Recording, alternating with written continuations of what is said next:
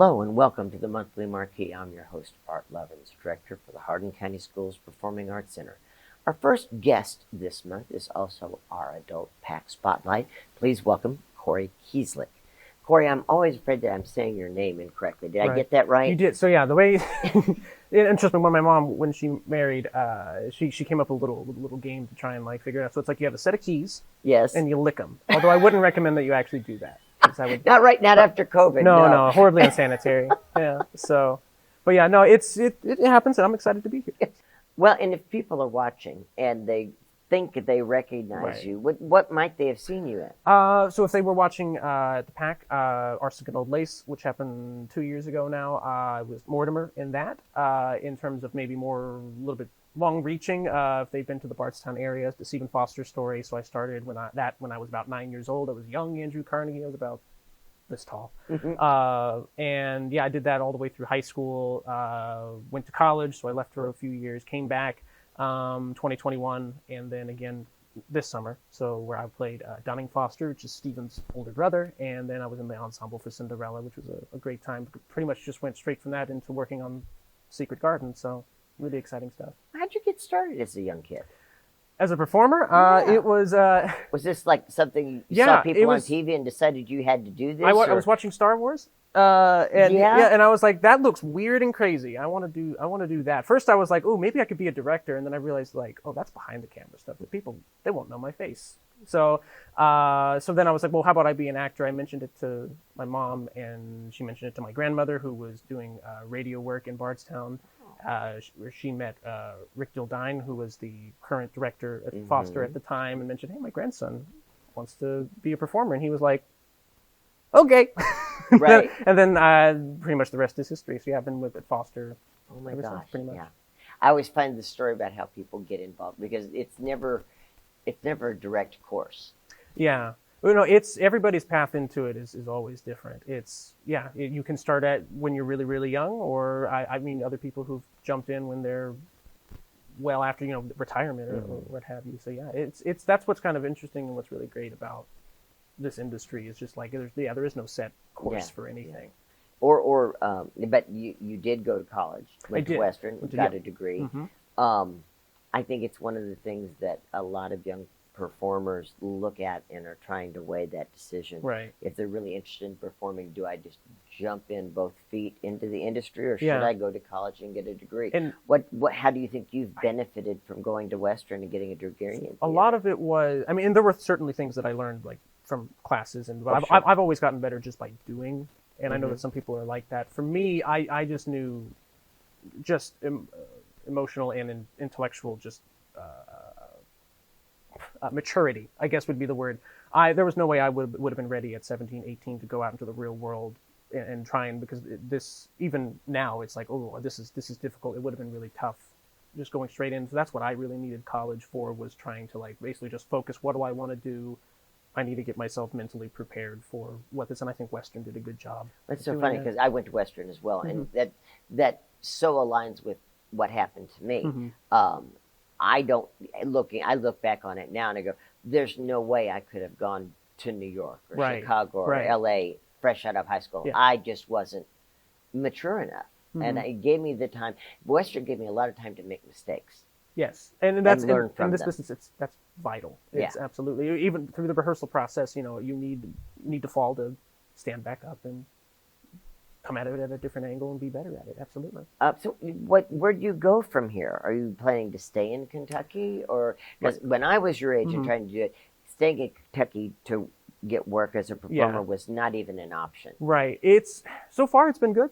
Again, with Foster and even in the PAC, and there's other things that are isolated around. But for the most part, I've been, especially the last year, I've been kind of away.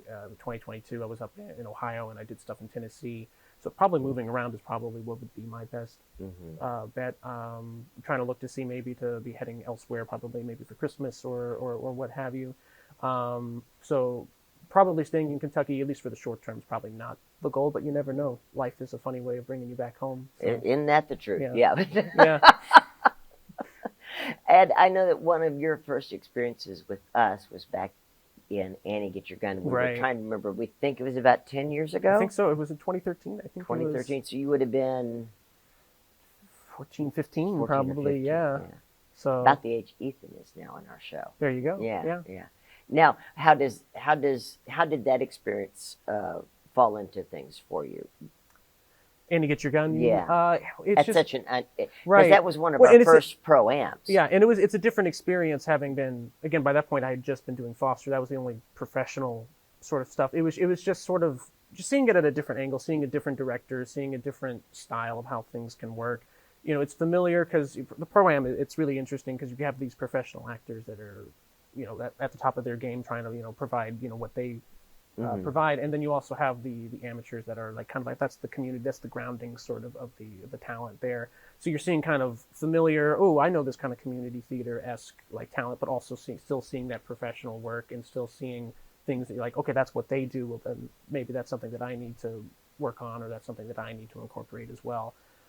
It's just a difference of styles, and it's a difference of just seeing something new is always helpful. So when you come back now, and I think particularly more with this production than when you did Annie Get Your Gun, what do you bring to the table as a professional, and what are your? I mean, of course, it's a paid position, and you're doing your job, and learning the part and performing the role, but having experienced it from a student, and now being the person that people are learning from. There's I mean, and it's maybe not necessarily sitting someone down and being like, I'm going to be your mentor or anything like that, but it's just the sort of, you know, what it was like being there as a kid, and you're just like, because children of all ages, but they soak up so much, and whether they say it or not, they learn just by seeing other people doing things. So setting the good example of coming in, you know, knowing that you have your stuff ready, you're ready to perform, and just being, you know, good attitude,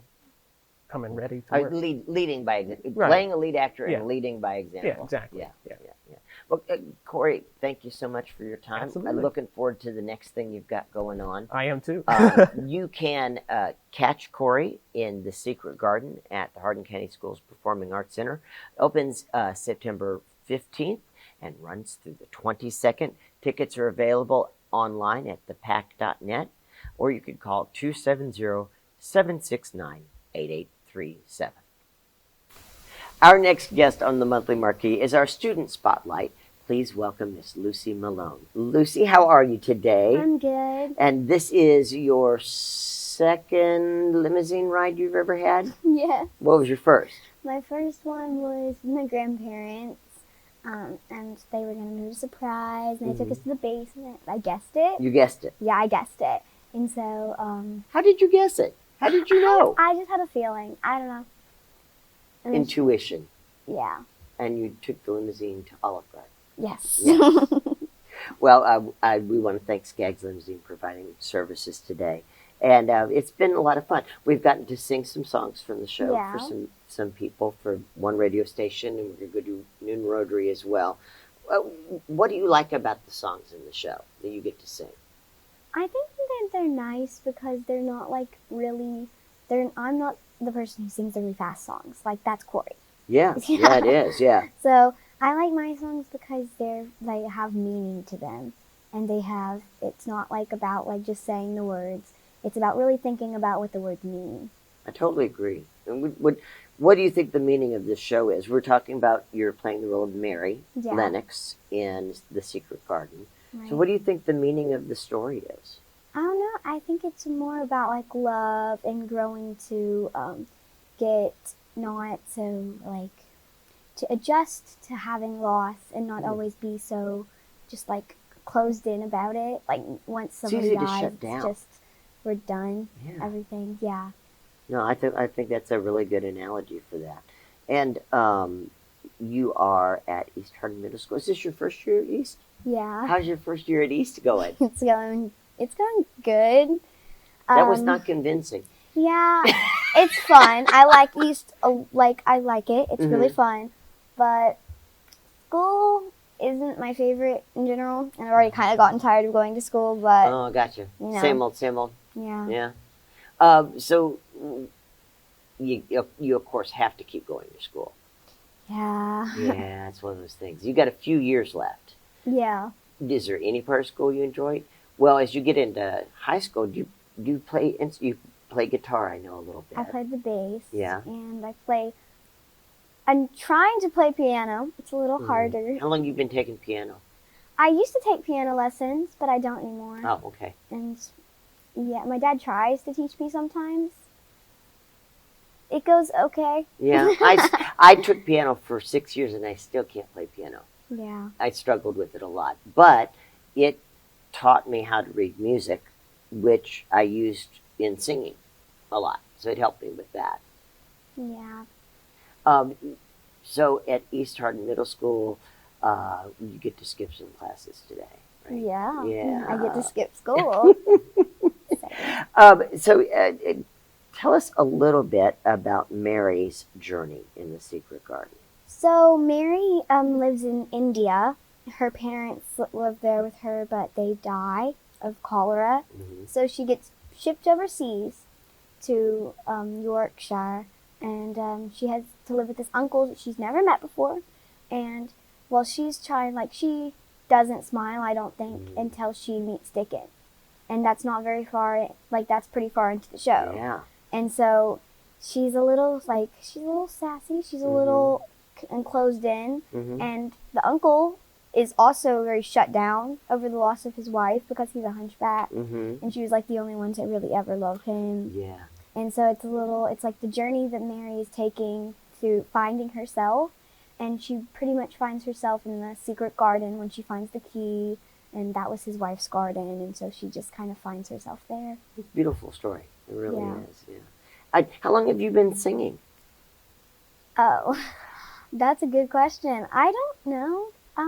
I sing at my church before. I sing at Beta, Nationals, and State, but I pretty much sang for forever. But I started performing in front of people. I would say the first time I can remember was probably at church or the Eric and Joe show because Because you've been doing the Eric and Joe show for a while. Yeah, I'm not in it this year though. Too much going on? Yeah. Too much going on. Yeah. And you dance with Dance Center. Yes. You've done Nutcracker for how many years? I've been in it since I was 7. So 4. 4 years. What all have you done in Nutcracker? So the first year, I think I was a mouse, a North Star, and a gumdrop. And I've been Snowflake. I've been Brat Baby. I've been a cook and Pochinella. Some other things that I don't remember. That's okay. So Nutcracker's coming up. Yes. What would you like to do in Nutcracker this year? I'm not sure. Because I know there's a whole chain of things. Yeah. You do this year, the next year you might be this other thing. Yeah, and sometimes you can be one thing for 2 years straight. Right. So, and Miss Sherry, she kind of changes around the ages for each thing. So I don't really know what my options are. Be finding out soon. Yeah. She cats, and you'll find that out probably about the time Secret Garden closes. Yes. Are you excited about getting to do the show? Yes. Yeah. I'm really excited. This is my first ever musical play at the PAC. I've done Nutcracker and recital, but it's the first really thing I've done. And I'm really excited to get to work with all the nice people here. I was going to say, what's your favorite part about the process so far? What have you enjoyed the most? I think it's just working with the nice people and the talented people because they really do give me what I can build off of to try and make my acting and singing and dancing better. Yeah, it's a really supportive group. Yeah. I feel that too. Everybody's in it to help each other out. Yeah. Cool. Well, Lucy, thank you very much for your time. Thank you. And we're going to now go into a scene with some songs from Secret Garden. I could tell the people what they're about to see, but how would you describe it? I would describe it as, yes, the first time Mary smiles. This is the first time that she actually finds something that can make her laugh, something that can make her feel okay, so not everything is lost and not everything is just straightforward. There are some fun little roller coaster loops and turns and stuff that you can have. And that happens because of Dickon? Yes. And how would you describe his character? He's a fun character. He's very uplifting. he kind of leads Mary in, like, not like it's just like, come here. Mm-hmm. You know, he kind of draws her to him. I think by, he kind like, of teaches her, he treats her kind of like a wild animal. yeah, like Like if you're pulling her trying to get a in. fox to come and eat out of your hand, it's that same kind of thing. Yeah. Yeah. Cool. Well, we're going to watch that scene now, and thank you again for spending the morning with us. Thank you. Sure thing.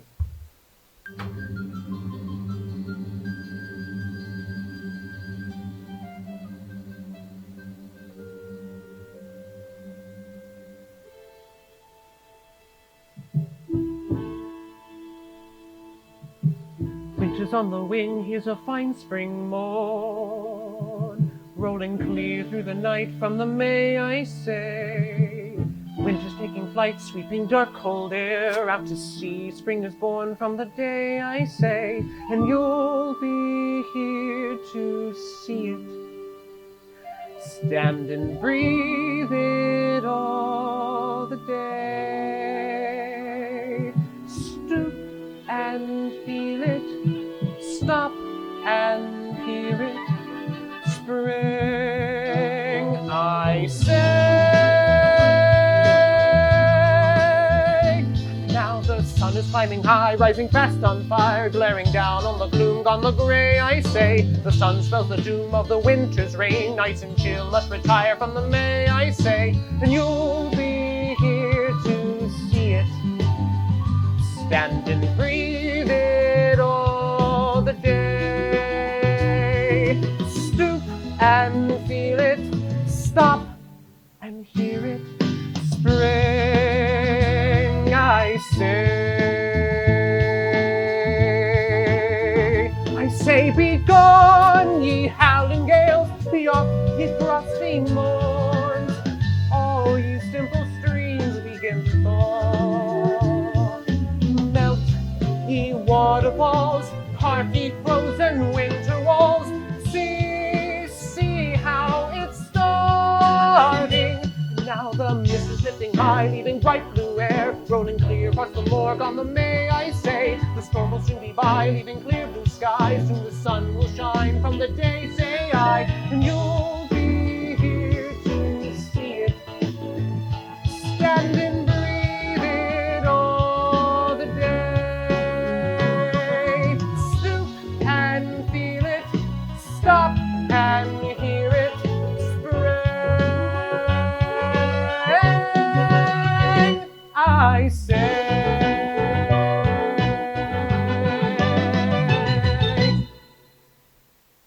Hello there, Mary. Who are you? Well, I'm Martha's brother, Dickon. I didn't mean to fright thee.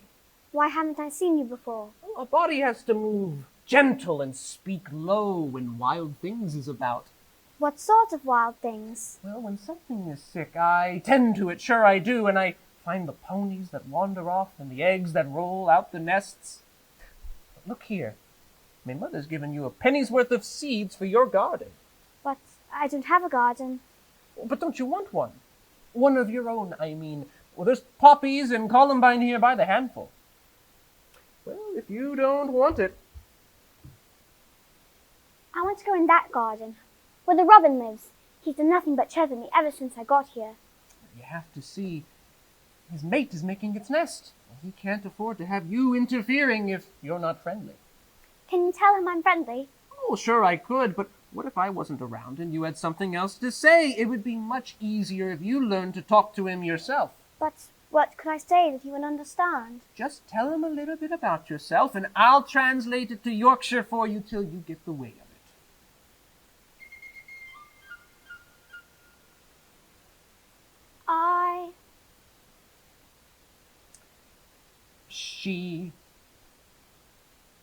I'm a girl. She is a lass, as took a grandly fancy to thee. Dost thou fear? Thou do not fear. She's took thee on for like to vex thee.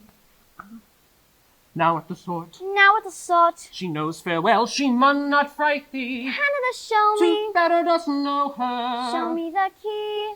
Show her the key.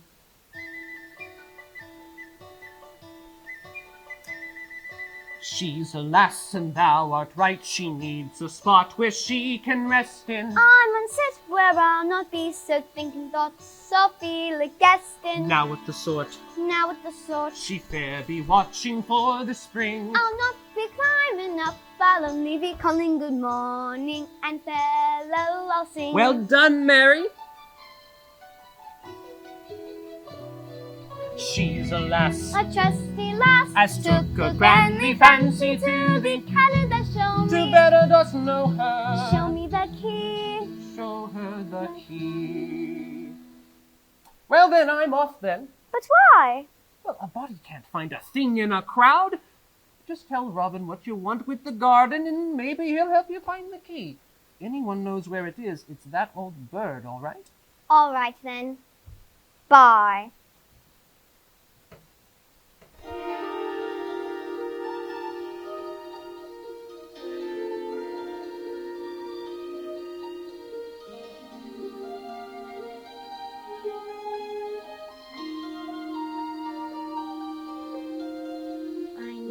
A place where I can know, where I can whisper what I know, where I can whisper who I like, and where I go to see them.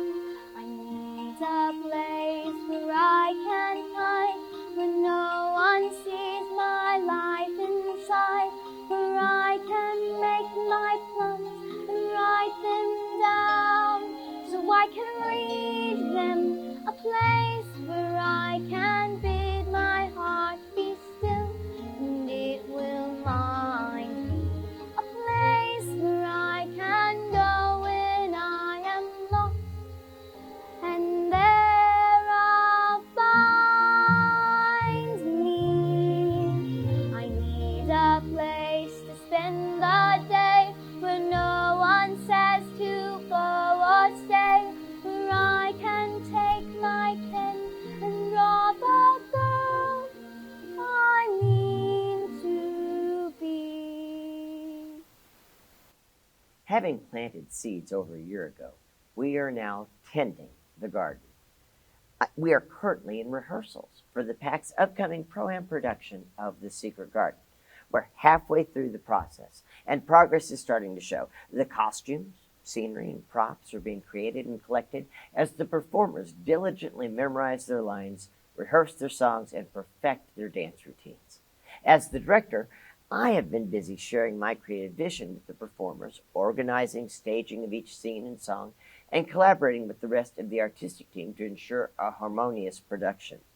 We are now to the point in the process where my attention shifts to bringing all the technical elements together by assisting Aaron Taylor, our technical director, with the set construction and assembling our tech crew, updating my wife Allison on costume design as needed, gathering and building props, and making sure my script is current before handing it over to Paige Johnson, who will be hopping from the box office to the light booth to call the show at each performance. In a little over 2 weeks, all of our hard work will be in full bloom, and our very own Secret Garden will be ready to share with audiences. So, come to the garden.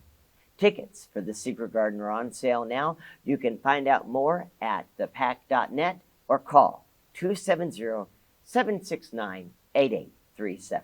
Well, folks, that is going to wrap things up for this month's Monthly Marquee. Thank you for being with us. I'm your host, Bart Levins, Director of the Hardin County Schools Performing Arts Center, and I will see you next month.